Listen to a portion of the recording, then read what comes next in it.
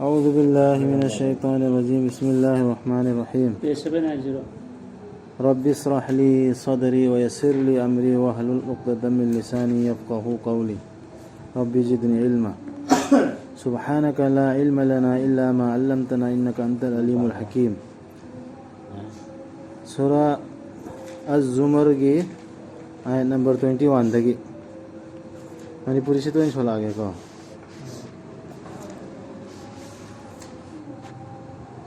उदब्र नंगना मदुदी अल्लाहना थादबिरकलिबदु आसमानदगी इसिंग अदुगा फाउजिनदुना चेलहन बिरबदु मदुबु इफुट ओइना नैपाकि मनुंगदा अदुगी तुंगदा मदुदगी पुथोरकलिबदु पुथोपिरकलिबदु महै मरोंगसिंग तोंगान तोंगानबा मचुगी मदुगी तुंगदा मखोयदुना खुइथरगी अदुना नंगना उइ मखोयदुना नापु मचु ओनखिबा अदुगी तुंगदा अल्लाहना ओइहनखि मखोयबु मतत मतत तत्पा तसेंगनमक मदुदा लैरबनी निंगसिंग हनबिबा अमा बुद्धि लैबसिंगी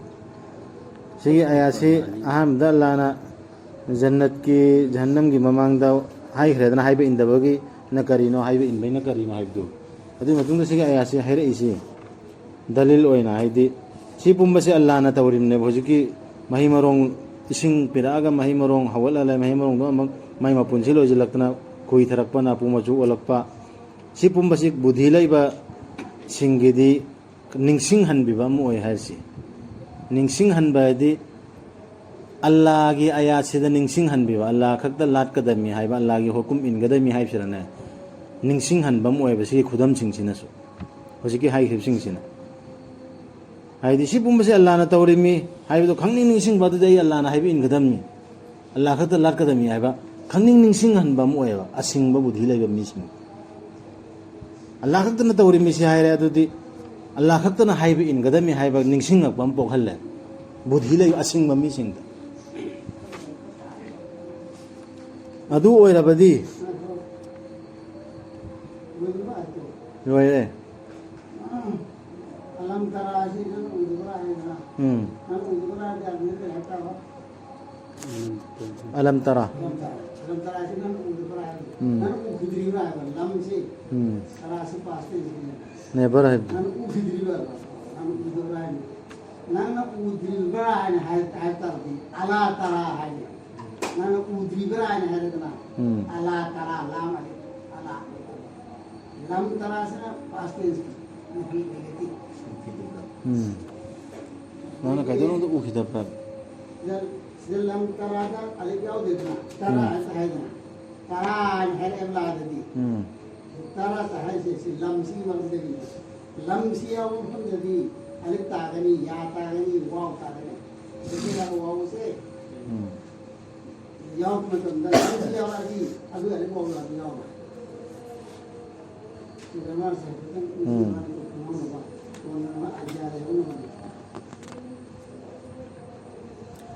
अदु ओइरबदि अल्लाहना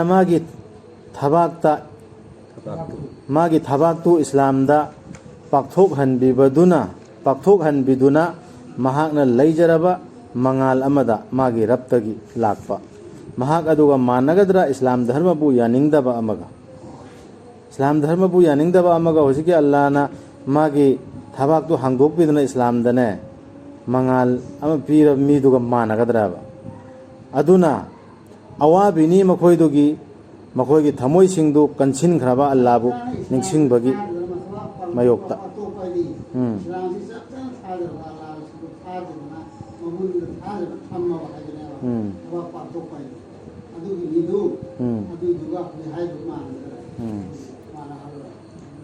अवाबिनी मखोयदुगी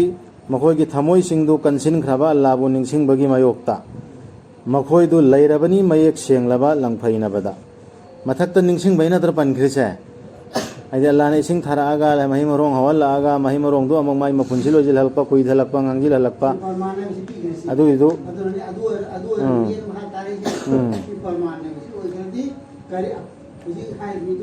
मानगदराबा अदु निंगसिंग बदुनि हारसि कमाइ निंगसिंग गदगी हाबदुनि मखादार इसी मखोयगी थमोयसिंगदु कनसिनग्रेदु अल्लाह निंगसिंग बदगी हुजिगी पोतसिंगजि खुदमसिंगजि उबदसु अल्लाह निंगसिंगद्रे अल्लाह के आयालोम दोंजिन मंगमद्रे ने मा निंगसिंग बसि ngमद्रे अदु मीदुगा मानगद्रे ꯃꯥꯏ ꯃꯊꯕꯥꯛꯇꯨ ꯃꯉꯥꯜ ꯐꯪꯉꯕ ꯏꯁꯂꯥꯝ ꯐꯪꯉꯕ ꯊꯥꯗꯕꯤꯔꯛꯂꯕꯅꯤ ꯑꯜꯂꯥꯍꯅ ꯈ꯭ꯋꯥꯏꯗꯒꯤ ꯐꯕ ꯋꯥꯔꯤ ꯍꯗꯤꯁ ꯀꯣ ꯈ꯭ꯋꯥꯏꯗꯒꯤ ꯐꯕ ꯍꯗꯤꯁ ꯂꯥꯏꯔꯤꯛ ꯑꯃ ꯃꯁꯤꯒꯤ ꯁꯔꯨꯛꯁꯤꯡꯗꯨ ꯑꯃꯒ ꯑꯃꯒ ꯆꯥꯅꯕ ꯑꯃꯁꯨꯡ ꯍꯟꯅ ꯍꯟꯅ ꯍꯥꯏꯕꯤꯕ ꯃꯈꯣꯏꯒꯤ ꯔꯕꯄꯨ ꯀꯤꯖꯕꯁꯤꯡꯒꯤ ꯎꯟꯁꯥꯁꯤꯡꯅ ꯅꯤꯛꯆꯩ ꯃꯁꯤ ꯇꯥꯕꯗ ꯁꯤꯗꯗꯤ ꯑꯜꯂꯥꯍꯅ ꯁꯦꯡꯅ ꯍꯥꯏꯔꯦ ꯊꯥꯗꯕꯤꯔꯛꯂꯕꯅꯤ ꯑꯜꯂꯥꯍꯅ ꯈ꯭ꯋꯥꯏꯗꯒꯤ ꯐꯕ ꯍꯗꯤꯁ ꯂꯥꯏꯔꯤꯛ ꯑꯃ ꯃꯁꯤꯒꯤ ꯁꯔꯨꯛꯁꯤꯡꯗꯨ ꯑꯃꯒ ꯑꯃꯒ ꯆꯥꯅꯕ ꯑꯩꯈꯣꯏꯗ ꯍꯥꯟꯅꯗꯒꯤ ꯇꯝꯗꯨꯅ ꯂꯥꯛꯏꯁꯤꯅ ꯑꯃꯒ ꯑꯃꯒ ꯆꯥꯅꯗꯦ ꯑꯃꯒ ꯑꯃꯒ ꯖꯌꯦꯠꯅꯩꯁꯤ ꯇꯞꯁꯤꯔ ꯌꯦꯡꯗ꯭ꯔꯗꯤ ꯁꯥꯅꯤ ꯅꯨꯖꯨꯜ ꯌꯦꯡꯗ꯭ꯔꯗꯤ ꯑꯥꯔꯊ ꯈꯪꯗꯦꯅ ꯍꯥꯟꯅꯗꯒꯤ ꯑꯩꯈꯣꯏꯗ ꯅꯥꯗ ꯖꯩꯁꯤꯜꯂꯛꯏꯗꯅ ꯑꯗꯨ ꯁꯤꯗ ꯑꯜꯂꯥꯍꯅꯗꯤ ꯍꯥꯏꯔꯦꯕ ꯑꯃꯒ ꯑꯃꯒ ꯆꯥꯅꯩ ꯆꯌꯦꯠꯅꯗꯦ ꯑꯃꯒ ꯑꯃꯒ ꯆꯥꯅꯩ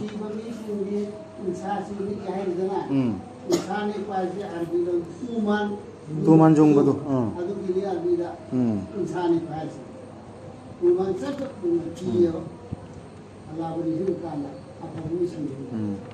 ꯑꯗꯨꯗꯩ ꯍꯟꯅ ꯍꯟꯅ ꯍꯥꯏꯕꯤꯕꯅꯁꯨ ꯍꯥꯏꯔꯤꯁꯤ ꯑꯜꯂꯥꯍꯅ ꯑꯇꯣꯞꯄ ꯃꯐꯝꯗꯁꯨ ꯍꯥꯏꯕꯅꯤ ꯎꯔꯨ ꯂꯩꯔꯒ ꯍꯥꯏꯌꯦꯅ ꯁꯟꯗꯣꯛꯅ ꯍꯥꯏꯗꯤ ꯒ꯭ꯌꯥꯟ ꯇꯥꯅꯕꯒꯤ ꯑꯗꯨꯛꯀꯤ ꯃꯇꯤꯛ ꯁꯦꯡꯅ ꯇꯥꯛꯑꯦꯕ ꯃꯈꯣꯏꯒꯤ ꯔꯕꯄꯨ ꯀꯤꯖꯕꯁꯤꯡꯒꯤ ꯎꯟꯁꯥꯁꯤꯡꯅ ꯅꯤꯛꯆꯩ ꯍꯥꯏꯗꯤ ꯇꯨꯃꯥꯟꯖꯨꯡꯉꯤ ꯃꯁꯤ ꯇꯥꯕꯗ ꯁꯤꯒꯤ ꯑꯌꯥꯠꯁꯤ ꯇꯥꯕꯗ ꯑꯗꯨꯗꯒꯤ ꯊꯣꯠꯊꯖꯩ ꯃꯈꯣꯏꯒꯤ ꯎꯟꯁꯥꯁꯤꯡ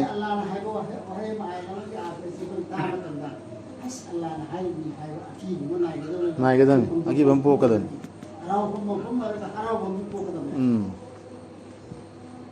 ꯊꯣꯠꯊꯖꯩ ꯃꯈꯣꯏꯒꯤ ꯎꯟꯁꯥꯁꯤꯡ ꯑꯃꯁꯨꯡ ꯃꯈꯣꯏꯒꯤ ꯊꯃꯣꯏꯁꯤꯡꯗꯨ ꯑꯜꯂꯥꯍꯕꯨ ꯅꯤꯡꯁꯤꯡꯖꯕꯗ ꯁꯤ ꯑꯌꯥꯁꯤꯡꯁꯤ ꯇꯥꯕꯗꯅꯤꯀꯣ ꯃꯗꯨ ꯑꯜꯂꯥꯍꯒꯤ ꯂꯝꯖꯤꯡꯅꯤ ꯁꯤꯅꯦꯕ ꯂꯝꯖꯤꯡ ꯐꯪꯕ ꯍꯥꯏꯔꯤꯁꯤ ꯃꯥꯒꯤ ꯇꯨꯃꯥꯟꯖꯨꯡꯉꯛꯑꯕ ꯊꯃꯣꯏ ꯊꯣꯠꯊꯔꯛꯇꯅ ꯀꯞꯅꯤꯡꯉꯛꯄ ꯑꯗꯨ ꯐꯥꯎꯔꯛꯑꯗꯤ ꯑꯗꯨꯅꯦꯕ ꯂꯝꯖꯤꯡ ꯍꯥꯏꯔꯤꯁꯤ ꯃꯗꯨꯅ ꯑꯜꯂꯥꯍꯅ ꯂꯝꯖꯤꯡꯕꯤꯕꯅꯤ ꯃꯥꯅ ꯂꯝꯖꯤꯡꯕꯤꯒꯦ ꯅꯤꯡꯕꯤꯕꯗꯨ ꯑꯗꯨꯒ ꯑꯜꯂꯥꯍꯅ ꯂꯪꯐꯩꯅꯍꯟꯕꯤꯈ꯭ꯔꯕ ꯑꯗꯨꯒꯤꯗꯤ ꯂꯩꯔꯔꯣই ꯃꯥꯒꯤꯗꯤ ꯂꯝꯖꯤꯡꯕꯤꯅꯕ ꯀꯅꯥ ꯑꯜꯂꯥꯍꯅ ꯂꯪꯐꯩꯅꯍꯟꯈ꯭ꯔꯕ ꯁꯤꯒꯤ ꯂꯝꯖꯤꯡꯁꯤ ꯐꯪꯗ꯭ꯔꯕ ꯃꯤꯗꯣ ꯑꯗꯨꯗꯨ ꯀꯅꯥꯒꯨꯝꯕ ꯑꯝꯇ ꯃꯥꯒꯤ ꯂꯩꯔꯔꯣꯏ ꯂꯝꯖꯤꯡꯕꯤꯅꯕ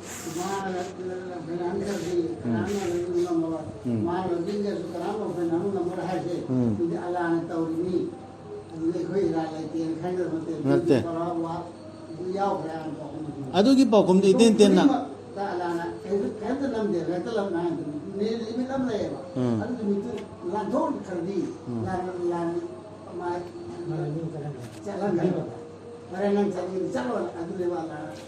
ꯑꯗꯨꯒꯤ ꯄꯥꯎꯈꯨꯝ ꯏꯇꯦꯟ ꯇꯦꯟꯅ ꯍꯥꯏꯔꯗꯨꯕꯣ ꯃꯤꯁꯤꯡꯒꯤ ꯊꯕꯥꯛꯁꯤꯡꯗ ꯌꯥꯎꯔꯗꯣ ꯑꯜꯂꯥꯍꯅ ꯈꯪꯉꯦꯅ ꯑꯗꯨꯅ ꯂꯣꯏꯔꯦ ꯄꯥꯎꯈꯨꯝ ꯃꯥꯅ ꯄꯥꯝꯃꯤꯕ ꯃꯥꯅ ꯆꯠꯅꯤꯡꯉꯤ ꯄꯣꯠꯇꯣ ꯑꯜꯂꯥꯍꯅ ꯈꯪꯉꯦ ꯑꯗꯨꯅꯤ ꯑꯗꯨ ꯑꯣꯏꯔꯕꯗꯤ ꯀꯅꯥꯅ ꯀꯤꯖꯕꯒꯦ ꯍꯤꯡꯒꯠꯍꯟꯕꯤꯒꯗꯕ ꯅꯨꯃꯤꯠꯇ ꯃꯥꯒꯤ ꯃꯃꯥꯏꯗ ꯐꯠꯇ꯭ꯔꯕ ꯗꯟꯗꯤꯗꯨ ꯃꯥꯌꯣꯛꯅꯒꯗꯕꯗꯨ ꯍꯥꯏꯒꯅꯤ ꯑꯔꯥꯟꯕ ꯇꯧꯕꯁꯤꯡꯗꯨꯗ ꯃꯍꯥꯎ ꯇꯪꯂꯣ ꯅꯈꯣꯏꯅ ꯇꯥꯟꯁꯤꯟꯖꯈꯤꯕꯗꯨꯒꯤ ꯁꯤ ꯍꯥꯏꯒꯅꯤ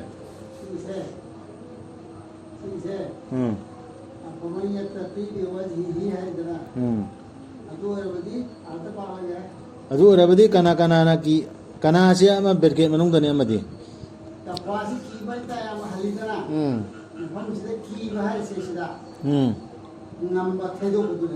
ꯆꯦꯛꯁꯤꯟꯕ ꯀꯅꯥ ꯍꯤꯡꯒꯗꯒꯦ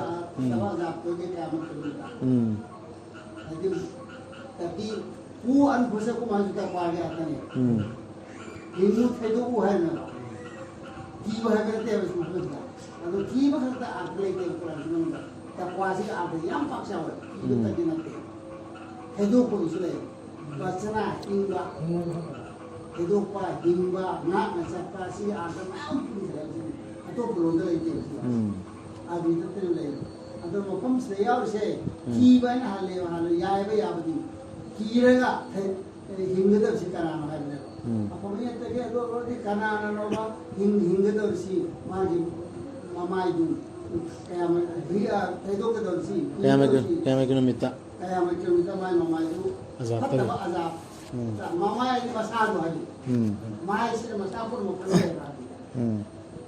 nangi namai indra hai me haji aadhi mai di wele ke ni matro adu men aadhi sine adu madu ki medu har mani hinde do ro fam yakhide makhoi gi mangda leiramba singnasu ꯑꯗꯨꯅ ꯂꯥꯛꯈꯤ ꯃꯈꯣꯏꯗ ꯗꯟꯗꯤꯗꯨ ꯃꯈꯣꯏꯅ ꯂꯥꯝꯕ ꯐꯪꯈꯤꯗꯕ ꯃꯥꯏꯀꯩꯗꯒꯤ ꯍꯥꯟꯅ ꯔꯁꯨꯜꯒꯤ ꯃꯃꯥꯡꯗ ꯂꯩꯔꯝꯕ ꯑꯇꯣꯞꯄ ꯄꯩꯒꯝꯕꯔꯁꯤꯡꯒꯤꯁꯨ ꯃꯌꯥꯝ ꯇꯥꯈ꯭ꯔꯦꯗꯅ ꯑꯩꯈꯣꯏ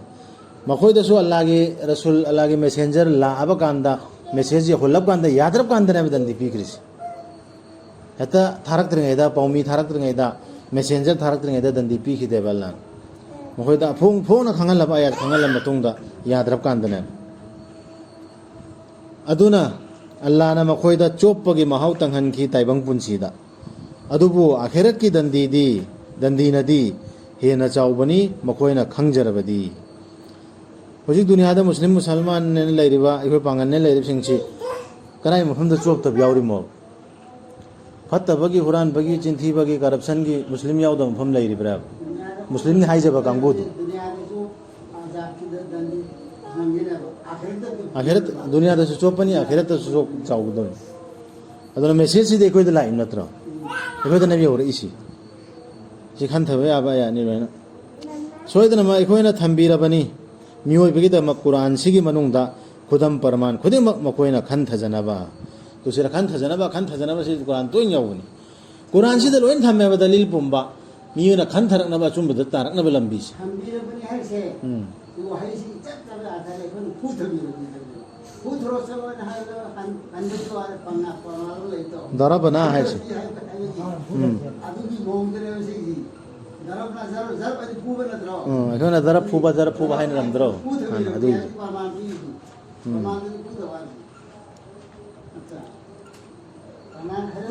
ꯀꯨꯔꯥꯟꯁꯤꯗ ꯐꯖꯅ ꯁꯟꯗꯣꯛꯅ ꯁꯤꯒꯤ ꯂꯥꯏꯔꯤꯛꯁꯤꯗ ꯃꯈꯜ ꯈꯨꯗꯤꯡꯒꯤ ꯈꯟꯊꯖꯅꯕ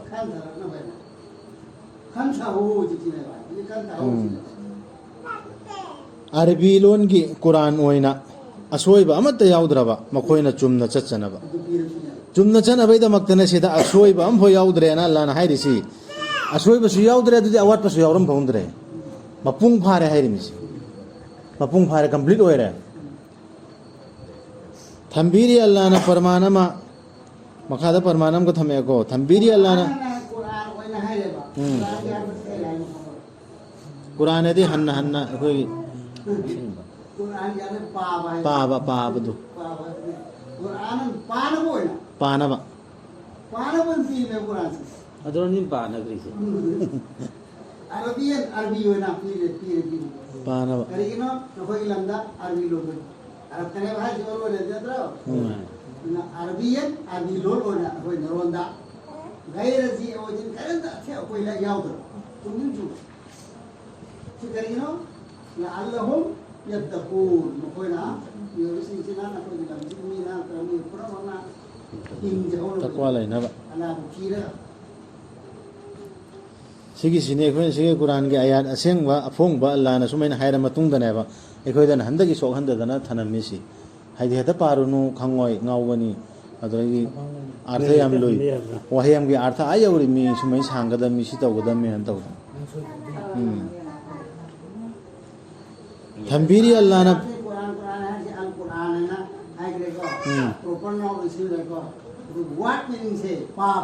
ꯄꯥꯕ ꯄꯣꯠ ꯍꯥꯏꯕ ꯊꯝꯖꯤꯟꯕ ꯄꯣꯠ ꯅꯠꯇꯦ ꯌꯥꯎꯗꯅ ꯑꯗꯨꯝ ꯄꯥꯈꯤꯕꯅꯤ ꯊꯝꯕꯤꯔꯤ ꯑꯜꯂꯥꯍꯅ ꯄꯔꯃꯥꯟ ꯑꯃ ꯅꯤꯄꯥ ꯑꯃ ꯃꯤꯅꯥꯏ ꯑꯃ ꯌꯥꯅꯗꯕ ꯃꯄꯨꯁꯤꯡꯒꯤ ꯃꯈꯥꯗ ꯂꯩꯕ ꯅꯤꯄꯥ ꯑꯃ ꯑꯗꯨꯒ ꯑꯇꯣꯞꯄ ꯃꯤꯅꯥꯏ ꯑꯃꯅꯅꯦ ꯅꯤꯄꯥ ꯑꯃꯈꯛꯇꯒꯤ ꯑꯣꯏꯕ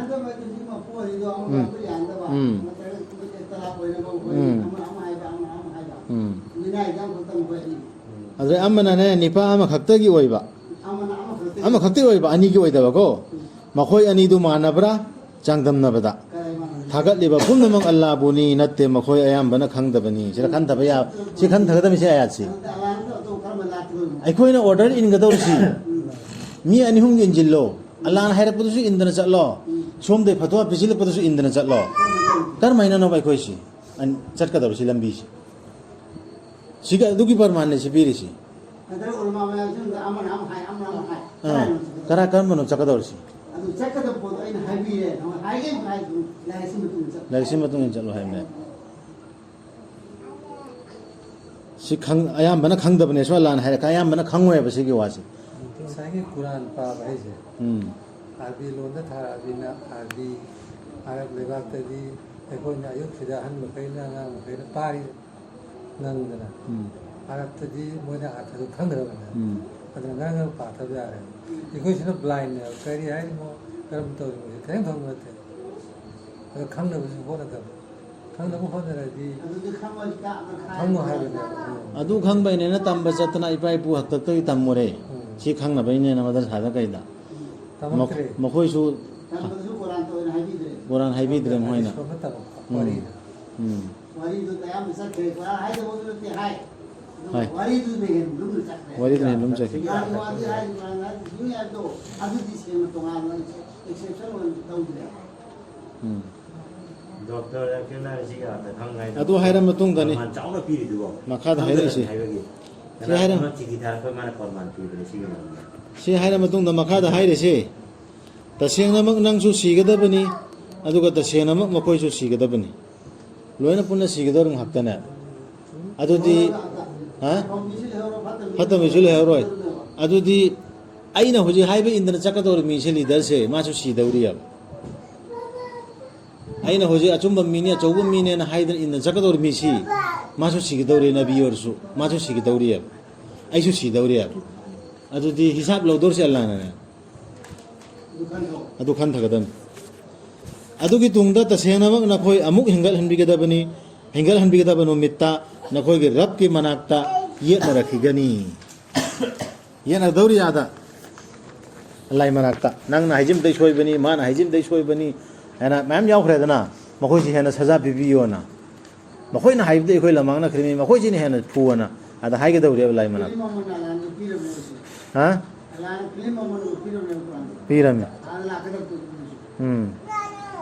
aduna kananabu hena aranba tawribage Allah gi matangda oidaba ngangliba amadi achumbabu yadriba mahak adudagi aduna maduna mangonda laklaba matamda Quran ge ayasi la engonda adui matungda somko oidaba ngangdana mem leire sina tabasariyat ki sini aduni adaniana adugi midre hen oidaba ngangba phat sikana no blai dorsi सुमन मिल मसान सुमन सुमन सु high सुमन तो ला म तुम high बे सुमन तो नासिन न तुमी को खानी में बाला थाकुने अदु Khan khang laidabra jahannamda thajadaba singi leifam ama ni yam khan thaningai oiba yang haktani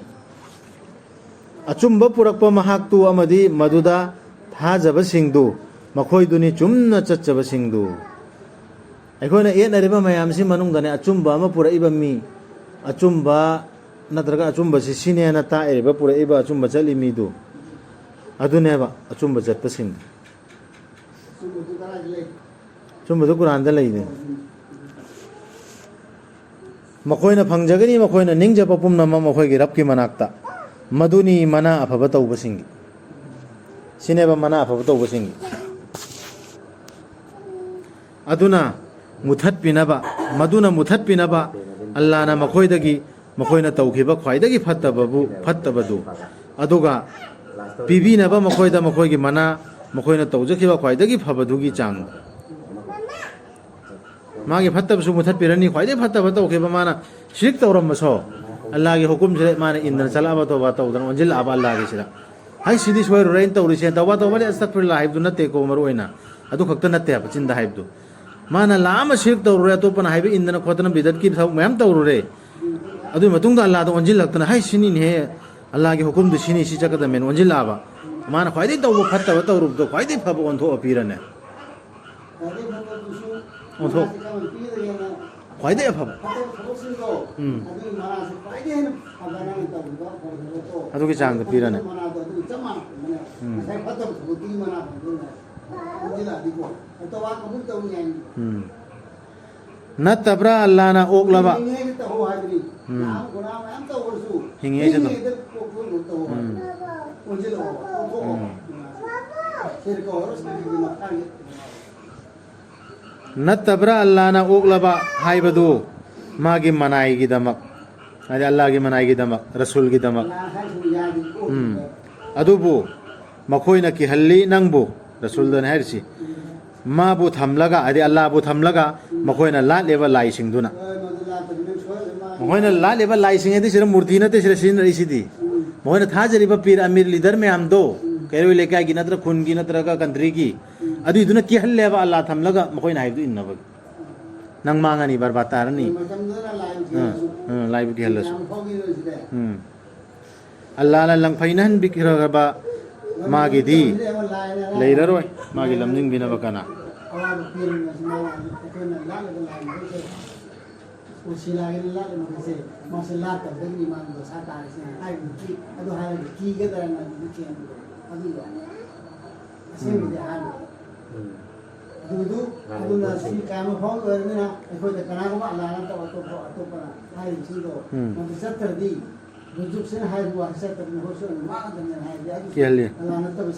kihalli mine mai ma duk chaw mi duna nang isat taw da ban kihalli Allah na lang phainahan Allah na lang phainahan bigraba magi di leiraroi magi di lamjing bina bakana kanam ta leiroi lamjing bina aduga Allah na lamjing bigraba adugi di kana leiroi ma bulang phainahan gadaba sisu khan tha gadami Allah na lamjing da ma chi jumna chalhan nan thamaba mai laik si paidan leiri mi du kana gum na ma si lamang na hangam maroi natabra Allah di pangal badu laman khumbagi matik lai badu se baut dor se